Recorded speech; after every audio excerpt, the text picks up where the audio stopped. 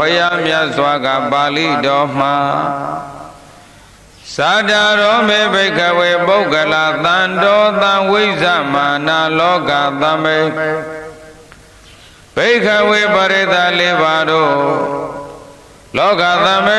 သင်တို့နေထိုင်ရာဤလောကကြီးအတွင်း၌သာဒရောလေးမျိုးကုန်သောဣမေပုဂ္ဂလဤပုဂ္ဂိုလ်ကြီးတို့သည်တန်တောသံဝိဇ္ဇမာနာမျက်မြင်ထင်ရှားမှသွေရှိကြပါပေဣတိဣသောဘဂဝါဘုရားမြတ်စွာသည်အဝဆံကောင်းစွာမဲ့သွေမိန်တော်မူခဲ့ပါပေသတည်း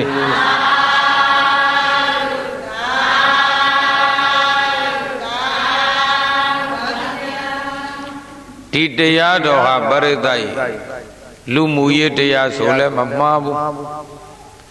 မိမိဘဝသုံးသပ်တတ်ဖို့မြင်တတ်ဖို့ဘဝကိုသုံးသပ်မြင်တတ်ဖို့ဟောတဲ့တရားတစ်ပုဒ်ပါပရိသတ်လေးပါးတို့သင်တို့နေထိုင်ရာဤလောကကြီးအတွင်းမှာလောကဆိုတာဘယ်လောကလဲလို့ဆိုတော့တတ္တလောကပရိသတ်ဤဘယ်လောကအဲ့ဒီတတ္တလောကထဲမှာလဲနေစဉ်တွေ့မြင်နေကြတဲ့လူဆိုတဲ့တတ္တဝါလောကကိုညှောမှာ